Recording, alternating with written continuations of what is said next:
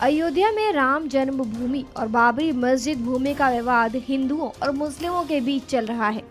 जमीन पर दोनों समुदाय अपना अपना दावा कर रहे हैं। अब इस दावेदारी में बौद्ध समुदाय भी उतर आया है।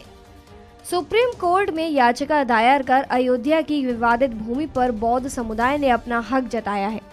बौद्ध समुदाय की तरफ से सुप्रीम कोर्ट में दायर की गई याचिका में कहा गया है कि भारतीय पुरातत्व विभाग ने विवादित भूमि पर 4 बार खुदाई करवाई है। इलाहाबाद हाई कोर्ट की लखनऊ बेंच के आदेश के बाद 2002-2003 में वहां अंतिम बार खुदाई हुई थी। ये याचिका 6 मार्च 2018 को बौद्ध विनीत कुमार मौर्य ने दायर की है। विनीत खुद अयोध्या के रहने वाले हैं। उन्होंने कहा है कि वे बौद्ध समुदाय के सदस्य हैं। विनीत ने याचिका में दावा किया है कि बाबरी मस्जिद बनाए जाने से पहले वहां बौद्ध समुदाय का स्मारक था। भारतीय पुरातत्व विभाग ने उस जगह पर खुदाई में बौद्ध धर्म से जुड़े स्तूप, दीवारें और खंबे भी पाए थे। भारतीय पुरातत्व सर्वे ने 2003 में कहा था कि विवादित स्थल के नीचे गोलाकार पूजा स्थल पाया गया है, जिसके बाद इलाहाबाद हाई कोर्ट ने इससे जुड़े सबूत जुटाने को कहा था। कोर्ट ने कहा था कि विवादित स्थल के कसौटी स्तंभ वाराणसी में मौजूद बौद्ध स्तंभों के जय भीम, नमो बुद्धाय। जैसा कि आप सभी लोग जानते हैं कि कल सुप्रीम कोर्ट में साकेत बुद्ध भूमि बचाने का जो आंदोलन चल रहा था, पिछले 7 मई को जो अवशेष मिले थे समतलीकरण के दौरान, उसके ऊपर अनेक लोगों ने अपने अपनी ओर से निवेदन सरकार को भेजे, राष्ट्रपति को भेजा, प्रधानमंत्री, यूपी के सीएम को, कलेक्टर को, डीएम को, सभी लोगों को अपने अपने स्तरों पे देश में से विदेशों में से ये निवेदन सरकार को भेजे, यूनेस्को को भेजे और फिर इन एप्लीकेशंस, निवेदनों का ये जो सारा ये लेकर वहां पर समतलीकरण का जो काम था वो रोक दिया गया था। और फिर बुद्धिस्ट सोसाइटी ऑफ इंडिया की ओर से एक पिटीशन सुप्रीम कोर्ट में दायर कर दी गई थी। मैंने उस समय भी एक वीडियो बना के कहा था कि बुद्धिस्ट सोसाइटी ऑफ इंडिया से पीजी ज्योतिकर, इनके जो लोग हैं, ये पिटीशन को डालने की तैयारी कर रहे हैं। और मैंने तभी कहा था कि पीजी ज्योतिकर ये विश्व हिंदू परिषद से जुड़े हुए हैं और ये लोग बुद्धिस्ट सोसाइटी ऑफ इंडिया के ओर से अगर पिटीशन डालते हैं तो ये काम हिंदुओं के फेवर का करेंगे, क्योंकि जो बंदा खुद विश्व हिंदू परिषद से जुड़ा हुआ है वो कहीं पर भी बौद्धों की जो पक्ष है उसको नहीं रखेगा। और फिर हुआ यूं कि उन्होंने पहले ही बुद्धिस्ट सोसाइटी ऑफ इंडिया का ये टाइटल वहां पर रजिस्टर कर लिया सुप्रीम कोर्ट में, और हम लोगों को जो पिटीशन डालनी थी उसका अवसर नहीं मिला। सुप्रीम कोर्ट ने कहा कि एक ही संस्था से 2 पिटीशन वो अलाउड नहीं करेंगे। और फिर बुद्धिस्ट सोसाइटी ऑफ इंडिया की ओर से पीजी ज्योतिकर, चंद्रबोधि पाटिल, ये लोग पिटीशंस लड़ रहे थे।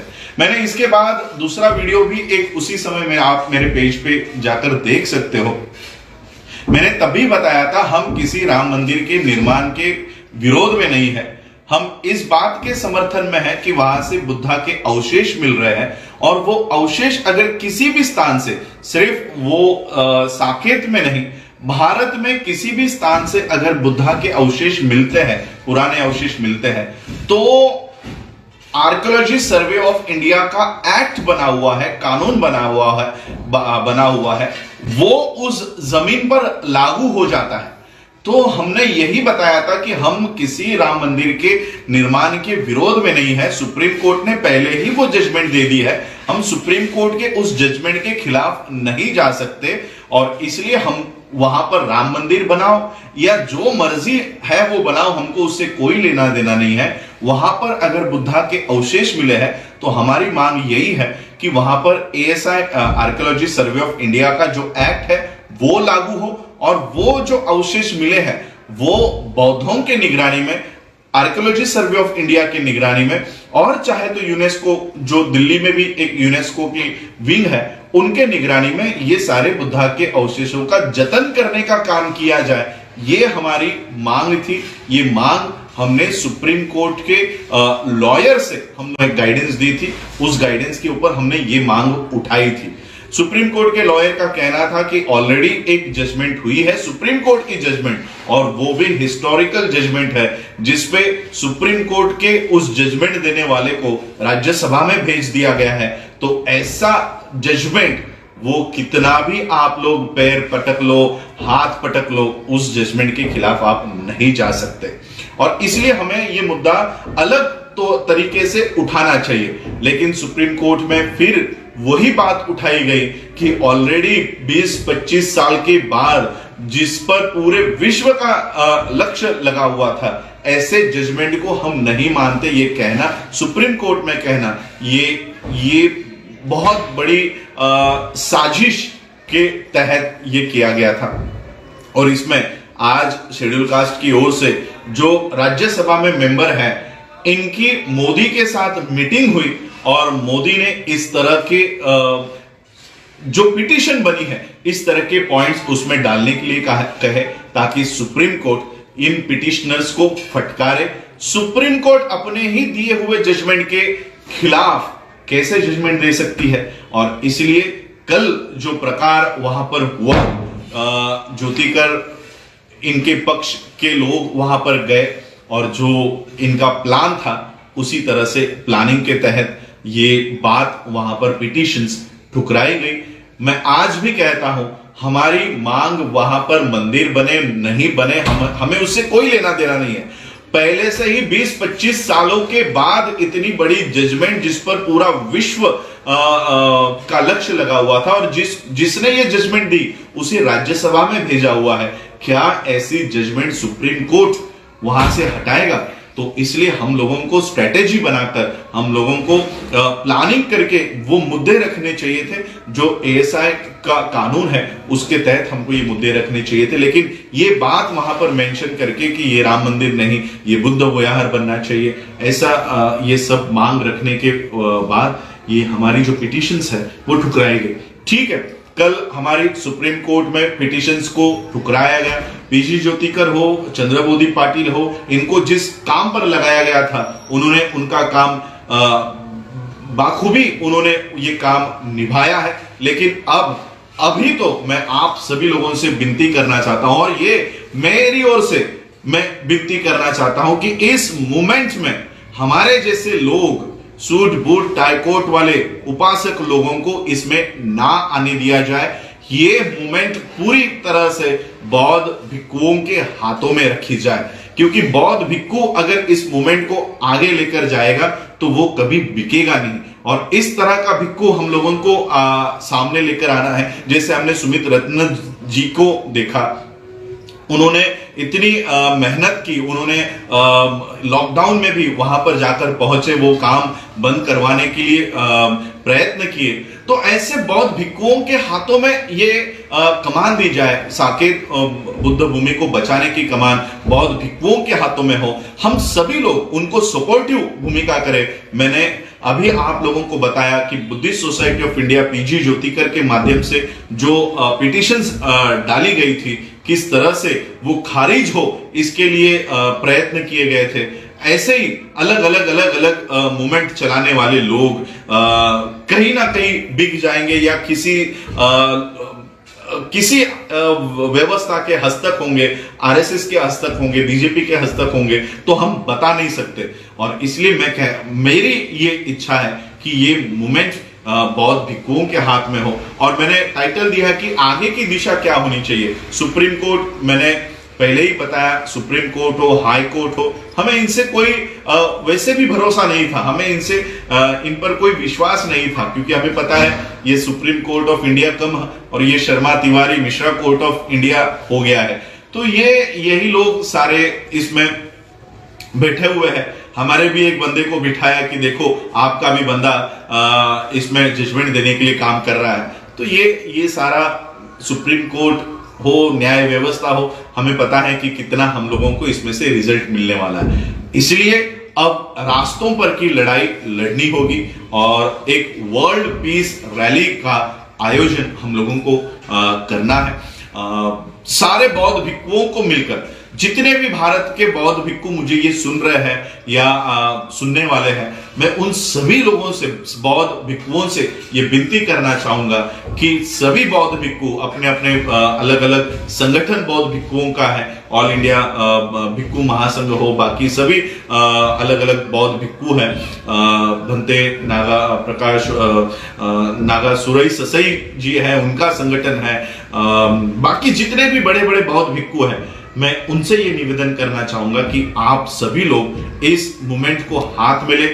जितने भी भारत में के और भारत के बाहर के बौद्ध भिक्खु हैं, उनकी एक रैली निकाली जाए, हम सभी लोग उनमें शामिल होंगे, लेकिन लीड इसको बौद्ध भिक्खु करें और बौद्ध भिक्खुओं के नेतृत्व में हम इन बौद्ध अवशेषों को जतन करने का काम, अगर वहां पर आप नहीं कर सकते, हमारी वो भी मांग नहीं है कि उसी जमीन पर किया जाए, वो जो बौद्ध अवशेष वहां से मिल रहे हैं वो हमें दे दे, हम उसका भव्य दिव्य स्वरूप में उसको हम लोग स्थापित करेंगे। भारत में सबसे बड़ा वहां पर हमारा प्रेरणा स्थल वहां पर बनाएंगे और हमारी जो धरोहर है ये लोगों को बताने का काम करेंगे। और इसलिए सुप्रीम कोर्ट में जो हुआ, ये प्लानिंग के तहत, पूरे साजिश के तहत इसी तरह से रिजल्ट वहां पर आना था और वो आया, लेकिन अब भी हमारे हाथ से ये मौका नहीं गया है। इस मूवमेंट को,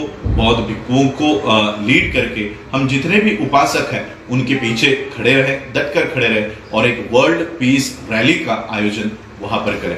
यही कहने के लिए मैं आज आपके समक्ष लाइव आया हूं। आप लोगों ने मुझे सुना, उसके लिए आप सभी लोगों का आभार, धन्यवाद। जय भीम, जय भारत, जय बुद्ध।